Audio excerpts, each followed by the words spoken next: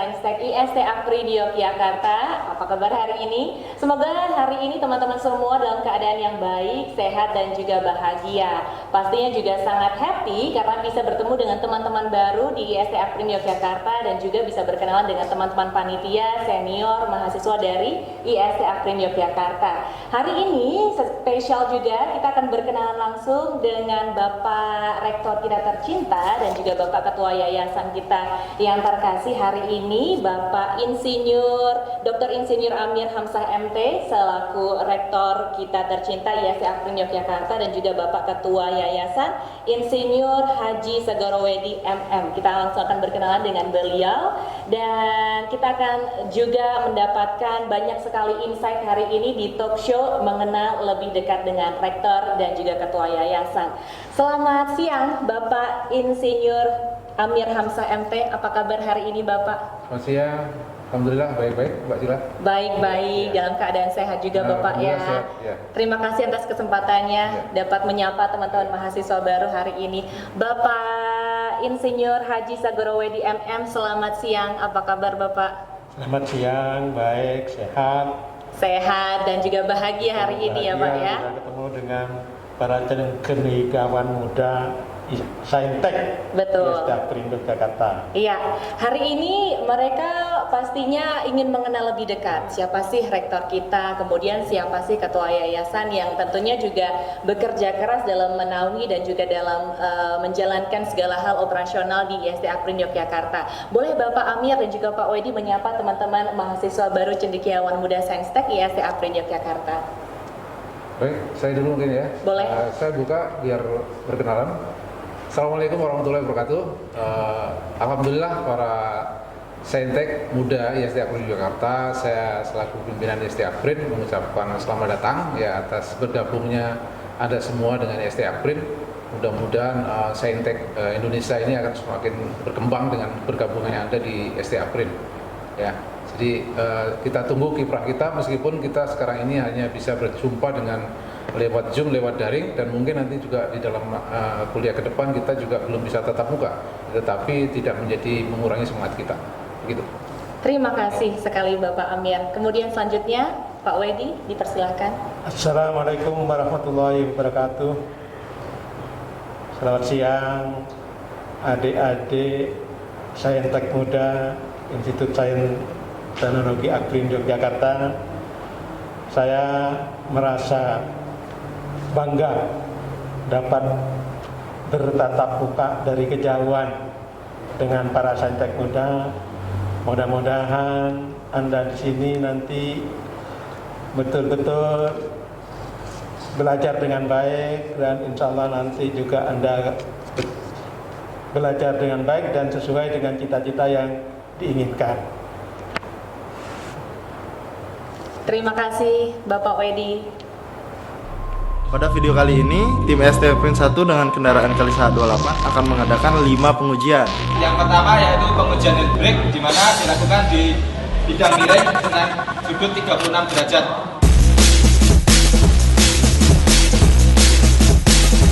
Kali ini kita akan melakukan uji coba kendaraan Kalisa 28 dengan melakukan belok pada jalan raya dengan menghitung radius sebesar 6 meter.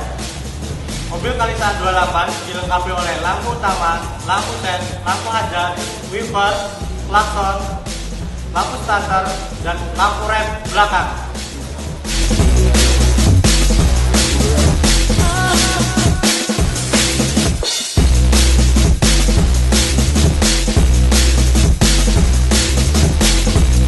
Progres pada tim IST Apri 1 telah mencapai 95%. Untuk kedepannya pada lomba KMI 2017 semoga mendapatkan hasil yang terbaik. IST Apri 1 jaya!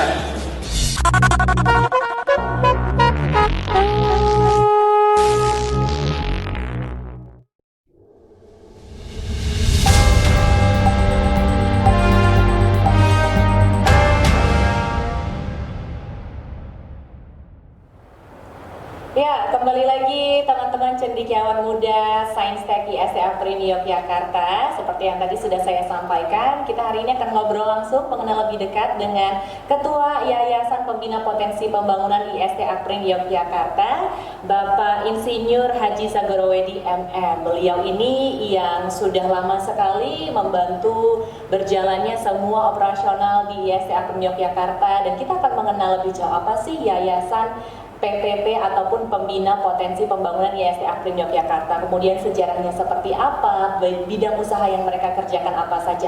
Langsung kita akan bertanya dengan Bapak Haji Sagorowedi. Bapak, perasaannya hari ini seperti apa, Bapak? Nervous atau? Ya campur aduk. Campur aduk ya, Pak. Bangga, ya nervous, Nervous. karena yang kita ajak bicara itu tidak kelihatan. Oh betul, karena memang kalau biasanya di sesi Diwa sebelumnya kita ketemu langsung dengan Iya. mahasiswa ya Pak ya. Jadi Hari kita- ini nah, berbeda. Berbeda. Iya. Jadi kita itu kayaknya cuma ketemu apa ya? Membayangkan. Berangan-angan membayangkan orang-orangnya. Betul. Gitu aja. Ya, tapi semoga teman-teman semua mahasiswa hari ini dalam keadaan sehat juga Bapak ya. Bapak, boleh kita ke pertanyaan pertama? Boleh di-sharingkan, disampaikan ke teman-teman mahasiswa baru tentang Yayasan Pembina Potensi Pembangunan, kemudian sejarahnya seperti apa, Pak Wedi, silakan. Yayasan Pembina Potensi Pembangunan itu adalah suatu badan hukum sesuai dengan undang-undang yayasan, sehingga di sini di sini Yayasan Pembina Potensi Pembangunan itu bersifat umum, artinya bisa mempunyai bidang usaha di luar bidang pendidikan yang sekarang seperti Anda lihat. Sekarang kita awali aja dengan sejarah berdirinya. Berdirinya Yayasan Pembina Potensi Pembangunan itu sebetulnya tahun 1971, yang dirintis oleh 7 orang. 7 orang, kalau namanya itu yang pertama Bapak Siswono Utoyo, Bapak Suwardi, Bapak Subardi Partono, Bapak Saji, Bapak Sukamto, Bapak Sawaldi, Bapak Kondo Gimono. Itu 7 orang yang ikut mendirikan Yayasan Pembina Potensi Pembangunan ini. Namun dalam perjalanannya selanjutnya, sekarang tinggal Bapak Suwardi yang di Yayasan Pembina Potensi Pembangunan ini, beliau menjabat sebagai ketua pembina. Sebetulnya keinginan para pendiri itu awalnya, kalau boleh dikata kalau bahasa kerennya, visinya itu ingin mendidik anak bangsa ini untuk menjadi seorang teknokrat, mengerti tentang industri. Karena pada masa itu, pada tahun 70-an itu memang untuk bidang industri itu sangat menonjol sekali. Sehingga perlu adanya pendidikan yang bernuansa industri. Nah, bekerja sama dengan Departemen Perindustrian, maka mendirikanlah kita itu, yayasan itu mendirikan Akademi Perindustrian yang kita sebut dengan AKPRIN. Jadi disingkat dengan AKPRIN, Akademi Perindustrian. Itu dinyatakan berdiri tanggal 12 Mei tahun 1972 sejak dilantiknya direktur yang pertama, yaitu Bapak Insinyur Dr. Andes Siswono Utoyo oleh Bapak Pakualam ke-8. Nah, dalam perjalanan selanjutnya, pada saat itu jurusan yang ada hanya teknik kimia dan teknik industri, ya, teknik kimia dan teknik industri. 3 tahun kemudian, yaitu tahun 1975, ditambah dengan manajemen industri, teknik mesin, dan teknik listrik. Dan akhirnya pada tahun 1998 itu berdirilah yang kita sebut dengan IST Akprin Yogyakarta. Jadi sebetulnya itu yang pertama yang diawali. Tadi berbicara masalah usaha lain yang ada di lingkup Yayasan Pembina Potensi Pembangunan, itu usahanya adalah adanya PT Radio Ista Kalisa. Gitu. Terus yang kedua juga adanya asrama mahasiswa di Sapen. Dan sementara yang sangat menonjol artinya cuma itu. Ya, Pak Wedi, terima kasih sekali. Dan ternyata memang banyak sekali ya Pak ya badan usaha yang dijalankan oleh Yayasan Pembina Potensi Pembangunan. Tidak hanya kampus sebagai institusi pendidikan, tapi juga ada bidang usaha yang lainnya seperti radio, pom bensin, dan juga lain-lain yang tentunya ini menjadi perhatian yang sangat baik sekali bahwa untuk mensejahterakan semua karyawan dan dosen tidak hanya mengandalkan dari mahasiswa, begitu Bapak ya. Luar biasa, berarti memang pendiri dan juga beberapa karyawan pastinya juga sangat bagus ya, ataupun profesional di bidang bisnis ya ternyata ya Pak ya. Apakah dulu Bapak punya latar belakang bisnis, Pak Wedi? Saya sekarang punya bisnis. Oh, wow, pasti. Sekarang saya punya bisnis. Pasti. Bisnis apa Bapak boleh di-share? Janganlah. Oh, oke, rahasia ya Pak ya. Karena cuma saya kelola di balik layar kelola. Oh, baik. Bapak, kita lanjut ke pertanyaan selanjutnya. Apakah harapan ataupun cita-cita yayasan dalam bidang pendidikan khususnya untuk teman-teman mahasiswa baru Bapak? Ada beberapa harapan atau saran untuk mahasiswa baru, karena Anda itu memang masuk di IST Akprin itu sebagai mahasiswa tentunya masih dibiayai oleh orang tua. Jadi sebagai wujud bakti kepada orang tua, belajarlah dengan baik ya. Belajarlah dengan baik dan cermati dan cintailah apa yang Anda pilih. Sudah pilih suatu program studi, tentunya mencintai program studinya, sehingga diharapkan nantinya Anda bisa lulus tepat waktu dengan kualitas sangat memuaskan.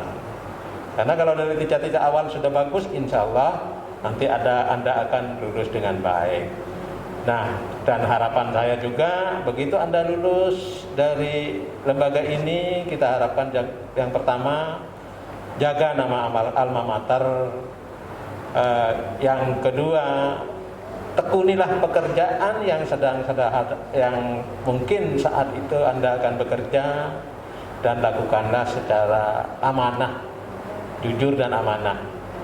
Yang ketiga, jika Anda itu tidak bekerja tapi pencipta kerja, pilihlah orang-orang yang betul-betul punya semangat kerja, etika kerja, dan juga jujur. Nah, inilah harapan-harapan dari saya sebagai yayasan terhadap Anda semua.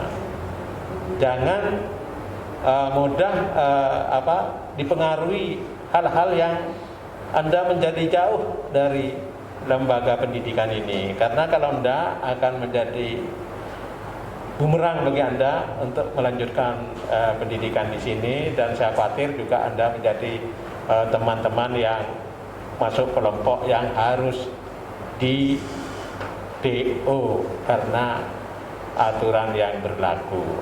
Jadi yang terakhir, Anda harus taati aturan yang ada di kampus ini, karena aturan itu akan memberikan ajaran kepada Anda untuk lebih disiplin di dalam bekerja nantinya setelah lulus dari lembaga ini. Saya rasa itu. Luar biasa, terima kasih Bapak Wedi. Ternyata memang etos dan etika kerja saat ini memang sangat penting ya Bapak ya, diperlukan apalagi untuk teman-teman mahasiswa baru yang nantinya akan terjun dalam berbagai bidang usaha bisnis, kemudian juga industri dan lain sebagainya pastinya. Dan segitu dulu Bapak Wedi, terima kasih banyak untuk wejangan dan semua yang sudah disampaikan untuk teman-teman cendekiawan muda Saintek IST Akprin Yogyakarta.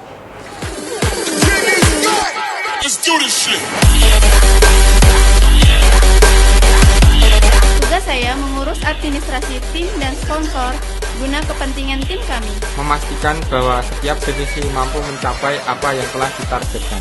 Saya adalah seorang driver. Saya di sini akan mengendarai mobil Mataram Proto dan memastikan bahwa mobil yang saya kendarai akan hemat bahan bakar dengan strategi khusus yang telah dipersiapkan. Bahan yang digunakan kami yaitu fiberglass dan dipadukan dengan resin likal yang akan menghasilkan bodi yang cukup rigid tetapi ringan. Kami juga melakukan modifikasi sistem bahan bakar sehingga pada sistem bahan bakar ini konsumsi bahan bakar dapat lebih minimum tanpa harus mengurangi energi output. Kami menggunakan rangka bahan baja ST37 karena kuat dan harga ekonomis. Untuk dari segi kemudi, kami memakai sistem kemudi tipe go-kart karena simpel dan mudah diterapkan. Pada sistem pengereman, kami menggunakan pengereman sistem hidrolik karena gaya tekannya yang kuat.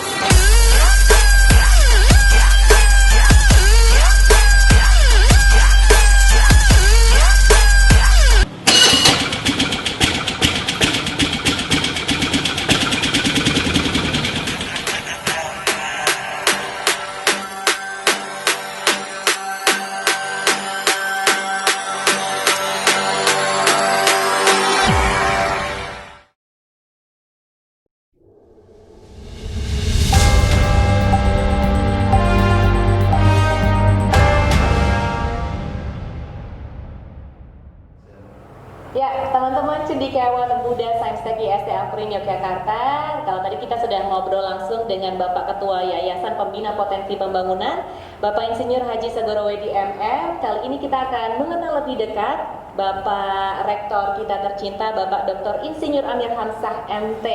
Nah, Bapak, langsung saja kita ngobrol-ngobrol santai hari ini.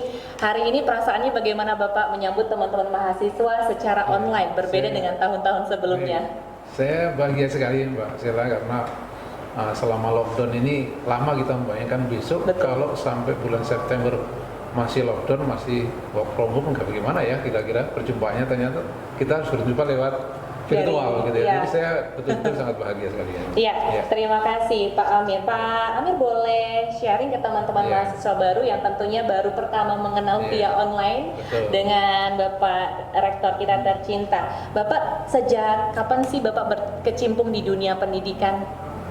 Nah, sudah cukup lama ya. Jadi ini mungkin sudah 33 tahun saya bergabung dengan ST Aprin. Saya lulus S1 dari Statistika IPB tahun 87 waktu itu ya. Tahun 87 saya mencoba nyari kerja di Jakarta 6 bulan, kemudian ternyata bolak-balik tidak bisa. Kebetulan di ST Aprin waktu itu belum namanya ST Aprin belum ya. Masih Aprin ya. Aprin. Saya bergabung diterima di sini tahun 87, kemudian baru tahun 89 menjadi Institut Sains Teknologi Aprin. Jadi saya ikut menyaksikan bagaimana perubahan dari Aprin yang akademi menjadi Institut Sains Teknologi Aprin. Dan sampai sekarang alhamdulillah saya kerasan di sini. Luar biasa. Ya, kerasan karena memang sangat mencintai kampus tercinta Bapak betul, ya. Betul. Ya. Baik, selanjutnya Bapak, apakah ini merupakan impian Bapak dari dulu untuk terjun di dunia pendidikan, Pak? Iya, sebenarnya tidak ya. Tidak. Jadi saya dari kecil tidak pernah bercita-cita ingin jadi dosen sebenarnya. Waktu kecil saya cita-citanya ingin jadi dokter hewan. Karena tetangga sebelah itu dokter hewan itu laris sekali. Setiap kali ada sapi tetangga yang sakit ke situ berobat. Kemudian saya waktu itu daftar IPB dengan cita-cita ingin dokter hewan. Ternyata ketika kemudian di tahun pertama itu saya sebenarnya lebih suka matematika sejak SMA begitu ya. Sehingga saya merubah pikiran setelah 1 tahun tidak jadi dokter hewan lagi tapi di jurusan statistika di IPB. Begitu. Jadi ketika saya lulus waktu itu pun masuk melamar di Aprin, waktu itu ada statistika industri. Begitu ininya. Baru kemudian wah ternyata jadi dosen enak ya, padahal tadinya tidak kepingin. Ya, tetapi orang tua saya memang guru, ibu saya guru, bapak saya guru, sehingga setelah saya alami ternyata profesi dosen sangat mengasihkan gitu.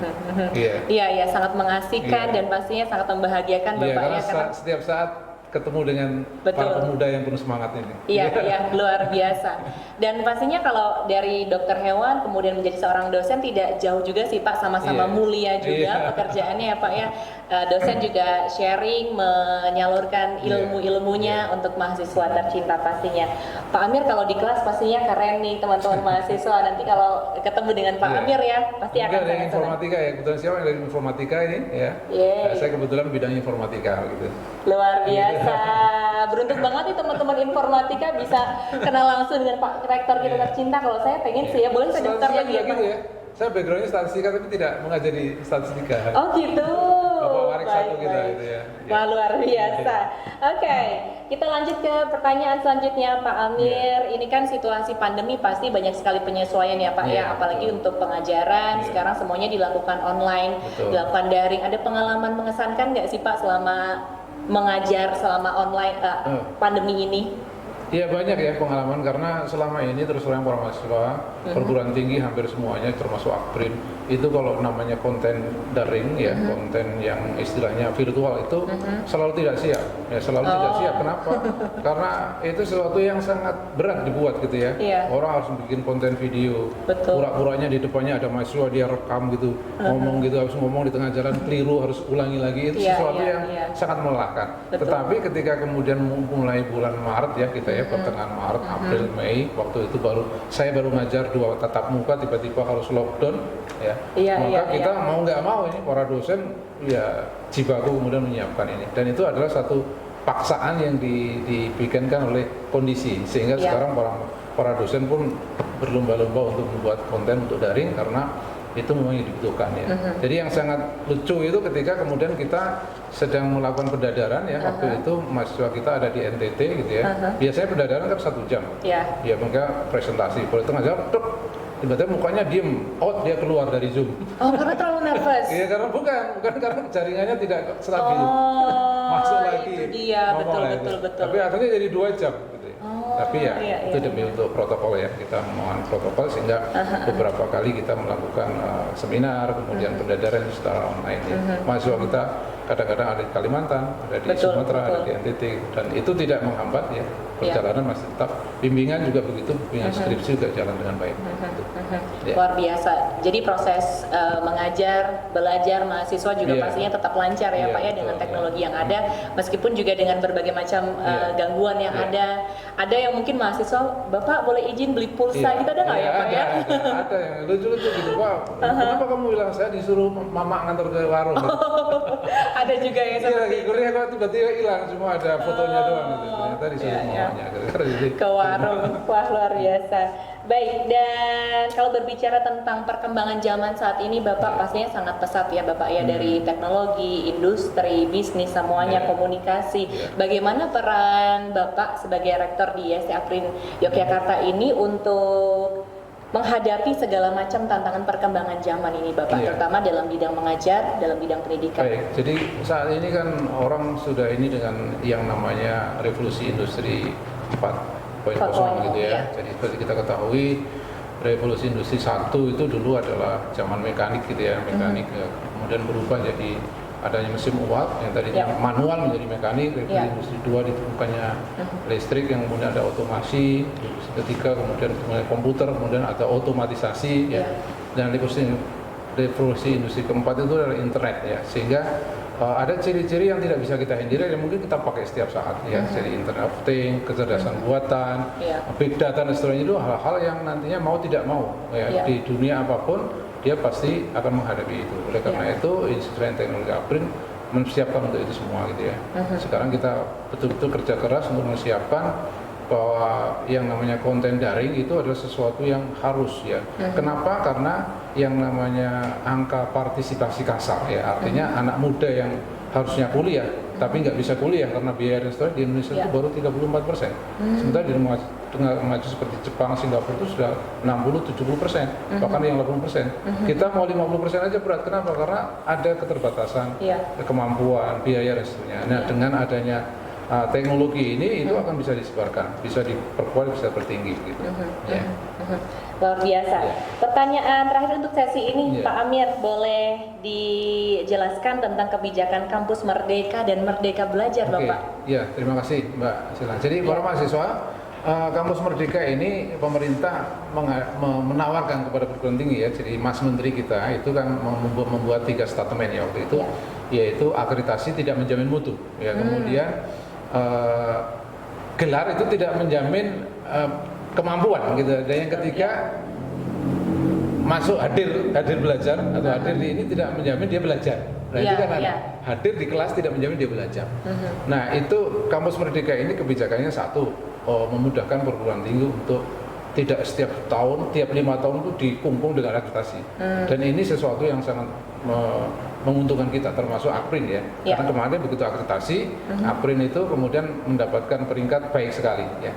Dan itu adalah 1 dari 5 di Indonesia. Dan satu-satunya di Jogja ya untuk itu. Dan itu menguntungkan karena kebijakan akreditasi nantinya 25 tahun sekali. Ya kalau tadinya 5 tahun harus mengulang lagi. Kemudian yang kedua adalah pembukaan prodi baru. Ya. Prodi baru harus izin kan sekarang. Tapi nanti di kebijakan baru Kampus Merdeka itu prodi perguruan tinggi yang A atau B termasuk Akprin baik sekali kalau dia punya jaringan dengan perusahaan-perusahaan multinasional, dia bisa membuka prodi baru.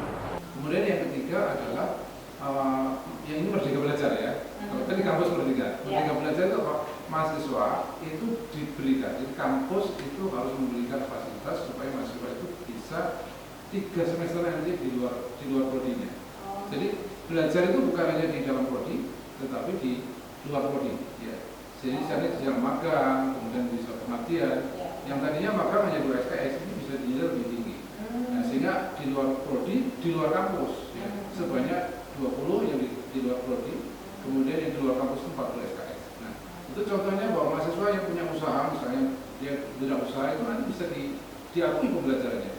Dikonversikan ke mata kuliah tertentu. Mahasiswa yang mengajar di daerah tertinggal, dia pintar mengajar bisa diakui. Sehingga nanti itu ada konversi ke mata kuliah ya. Jadi kalau misalnya ada bisnis kolaborasi kan misalnya bisnis apa yang nantinya ada manajemen ya produksinya, ada kontrol kualitinya itu nanti bisa diakui. Itu yang dimaksud dengan Merdeka Belajar. Jadi yang namanya belajar itu tidak duduk di dalam kelas dosen mengajar bukan, tetapi dia keluar, dia pengertian, dia masuk makan di perusahaan, dan Akprin kan sudah memiliki contoh kemarin makan di Taiwan. Cuma itu masih format lama, dan nantinya kita akan berformat termasuk KKN ya. KKN juga nantinya kita akan bahas ke sana. Kemarin kita sudah 2 kali mengirim KKN ke Thailand yang formatnya masih lama. Nah itu nanti akan kita ubah menjadi format Merdeka Belajar dengan nilai SKS yang lebih tinggi gitu. Wow, ya luar biasa. Berarti memang Merdeka Belajar tidak hanya belajar di dalam kelas, di kampus. Jadi memberikan kemampuan kepada mahasiswa untuk inovasi, kreatif dan seterusnya untuk menjawab tantangan zaman yang semakin cepat dan kompleks itu. Ya, jadi teman-teman mahasiswa yang punya bisnis membersihkan sepatu misalnya, bersih-bersih sepatu kan ada sekarang banyak sekali ya Bapak ya. Itu bisa jadi poin ternyata ya Pak bisa ya. Jadi poin. Jadi nanti ada convert ke mata kuliah tertentu. Dan perlu diketahui ini para mahasiswa, IST Akprin ini kemarin 9 prodinya mengajukan hibah Merdeka Belajar. Nah, untuk Kampus Merdeka ini 3-nya tembus, yaitu teknik mesin, teknik industri dan teknik lingkungan ya. Wah, hebat sekali. Sekitar 180 juta ya untuk 3 prodi itu untuk percontohan bagaimana merubah kurikulum Merdeka Belajar. Iya. Harapannya semoga dengan kurikulum yang sudah diimprovisasi begitu ya Bapak ya bisa menjadi kesempatan belajar yang baik untuk teman-teman karena mahasiswa. gini Mbak Sila dan juga para mahasiswa, kebijakan Kampus Merdeka dan Merdeka Belajar kan digaungkan Januari 2020 kan. Nah ini perguruan tinggi negeri sekalipun masih mencari-cari kan betul. Dan kita ini sudah ke depan lah ya, artinya kita sudah mencoba kurikulum kita kemarin sudah kita setting, kita ubah supaya Merdeka Belajar betul-betul kita bisa tangkap karena banyak alumni Akprin yang punya perusahaan yang nanti bisa jadikan mitra. Bagaimana kita anak mahasiswa kita bisa magang di sana, kemudian convert menjadi mata kuliah dan seterusnya. Iya. Wah, luar biasa. Jadi semakin semangat kuliahnya teman-teman ya. Wah, ini kayaknya kalau misalnya diteruskan ya akan habis 1 jam ya ini Pak ya ngobrol dengan Bapak Rektor kita tercinta. Namun kita harus sudahi obrolan kita untuk sesi ini. Bapak Amir, terima kasih banyak. Dan kita lanjut ke sesi berikutnya. Kami membuat bodi dengan bahan fiberglass agar memiliki nilai ekonomis dan lebih ringan. Engine yang kami gunakan yaitu menggunakan motor BLDC sebesar 800 watt, dikendalikan dengan kontroler 800 watt juga. Nah, kemudian kecepatan putar motor ini maksimal sebesar 500 rpm. Nah, kami juga telah melaksanakan uji coba untuk yang pertama yang test drive-nya itu menghasilkan 36 km/h. Dalam mobil listrik ini kita gunakan beberapa alat safety, salah satunya safety belt, helm, wear pack, sarung tangan, ada apar. Ini digunakan untuk melindungi driver dari segala kemungkinan yang terjadi saat berkendara.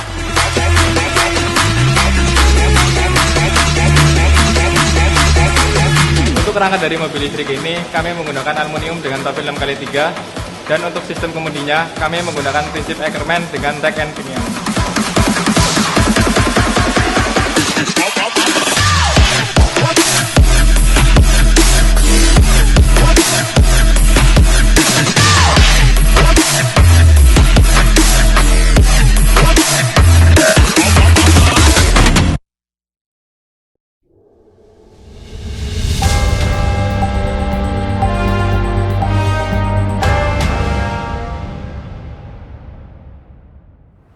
Ya, baik teman-teman tercinta, teman-teman cendekiawan muda Sains Tech IST Aprin Yogyakarta, kita sudah tiba di penghujung acara di sesi terakhir untuk talk show kita hari ini, mengenal lebih dekat Ketua Yayasan Pembina Potensi Pembangunan dan juga Bapak Rektor kita.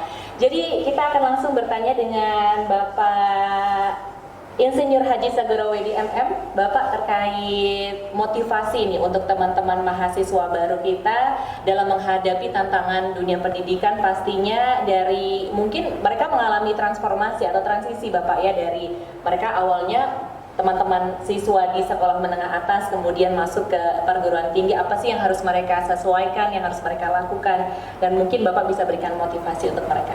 Silakan Bapak. Terima kasih. Tanpa terasa kita sudah di penghujung acara. Betul.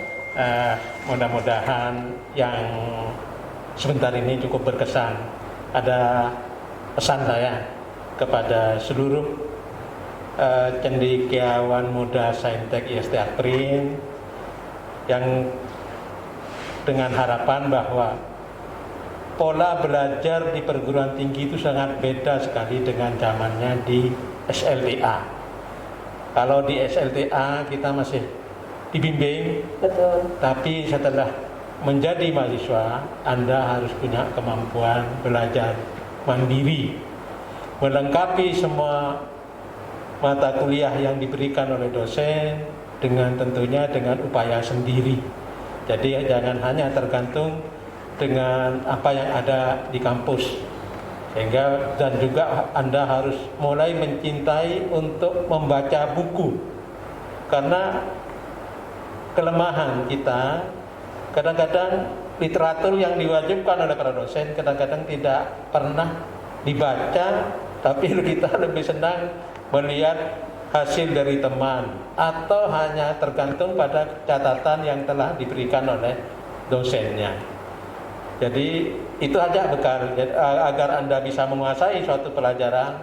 Jangan lupa untuk rajin membaca literatur yang telah diwajibkan. Dan harapan saya juga Anda mudah-mudahan sukses sesuai dengan cita-cita Anda, termasuk cita-cita orang tua Anda, dan juga senang belajar di IST Aprin. Selamat belajar. Terima kasih. Terima kasih Pak Wedi. Wow, jangannya luar biasa sekali, karena memang salah satu kunci orang sukses itu Bapak rajin membaca.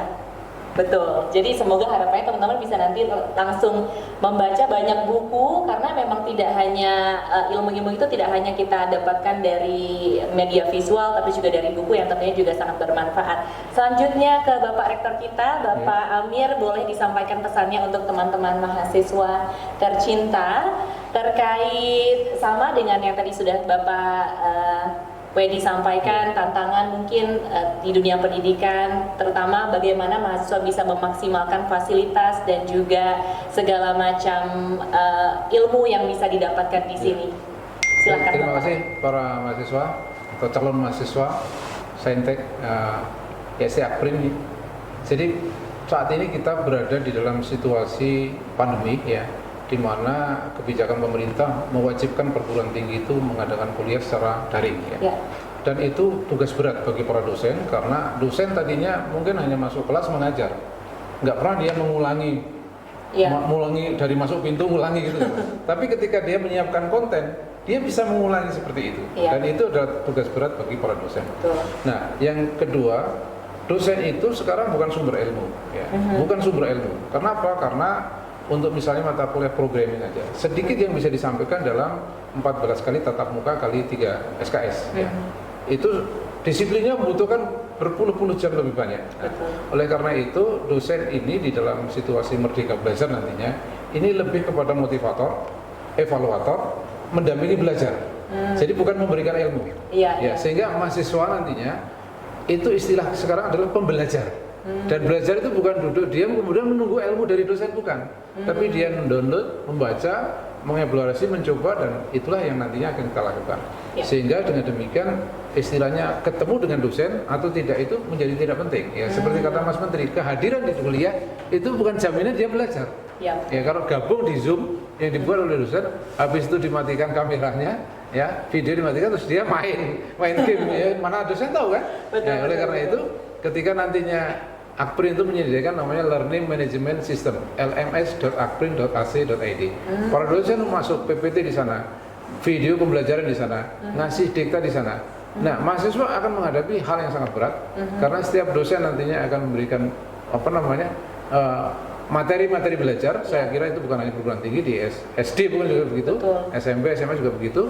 Nah, sehingga yang sangat diperlukan adalah ketabahan, ketekunan, keuletan untuk membaca itu tadi ya, membaca dan berlatih untuk bisa membaca dengan cepat. Kemudian kan setiap dosen nanti yang ngasih tugas ya. Jadi jangan sampai nanti stres gitu kan. Waduh, saya kuliah cuma dapat tugas gitu, maunya dapat ilmu.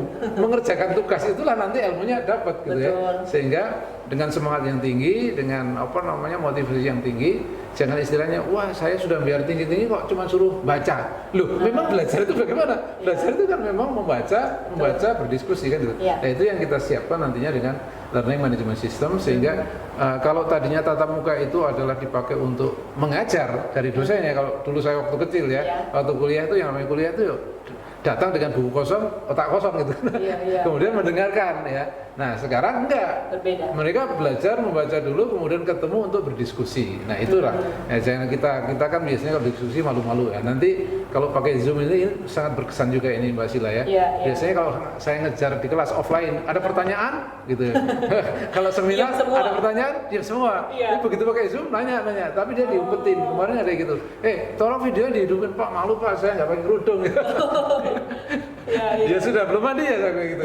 Nah, ini karena belajar nantinya memang nggak harus mandi dulu gitu ya. Betul, berbeda dengan dulu ya Pak. Berbeda dengan dulu, sehingga nanti dengan situasi yang memang ini pandemi tapi Tuhan menciptakan keadilan ya, pasti ada hikmah. Salah satu hikmahnya kita bisa belajar pakai kaos gitu ya, nggak usah harus mandi dulu. Kan yang penting belajar kan, baca buku, kemudian diskusi dengan kawan-kawan, kemudian nanti bertemu dosen yang dijadwalkan itu adalah untuk tanya jawab dan saling menyampaikan pikirannya begitu. Iya. Berarti kalau di kelas Pak Amir boleh pakai kaos ya Pak ya? Iya. Di kelas Pak Amir boleh pakai kaos. Kalau pakai Zoom kita nggak tahu kan? Oh betul. Nyantai lah ya Pak ya kalau di Zoom. Betul. Oke, luar biasa. Terima kasih banyak Pak Amir dan juga Pak Wedi untuk waktunya karena sudah menyampaikan banyak sekali hal-hal yang berguna, pesan-pesan yang pastinya juga bermanfaat untuk teman-teman cendekiawan muda Saintek IST Akprin Yogyakarta. Nah, langsung saja kita ke acara terakhir. Pesan mungkin 3 kata yang bisa disampaikan untuk mewakili mahasiswa IST Akprin. Mungkin bisa cerdas, bersemangat, dan pandai, atau apa Bapak? Boleh disampaikan seputar harapan ataupun apa ya istilahnya 3 kata yang mewakili mahasiswa Akprin itu apa Pak? Dari Pak Wedi dulu boleh 3 kata yang mewakili mahasiswa Akprin Yogyakarta. Disiplin, jujur, tepat waktu, luar biasa. Cerdas, ikhlas, penuh motivasi, luar biasa. Teman-teman, semoga tadi bisa betul-betul dilakukan ya, cerdas, penuh motivasi, disiplin, jujur, tepat waktu. Harapannya semua bisa dilakukan. Kenapa? Supaya cita-cita bersama bisa diwujudkan ya, terutama cita-cita untuk menggapai impian di kampus tercinta IST Akprin Yogyakarta. Terima kasih banyak sekali lagi Pak Amir dan juga Pak Wedi, dan salam sejahtera untuk teman-teman mahasiswa baru. Kita bertemu lagi di kesempatan lain waktu. Selamat siang.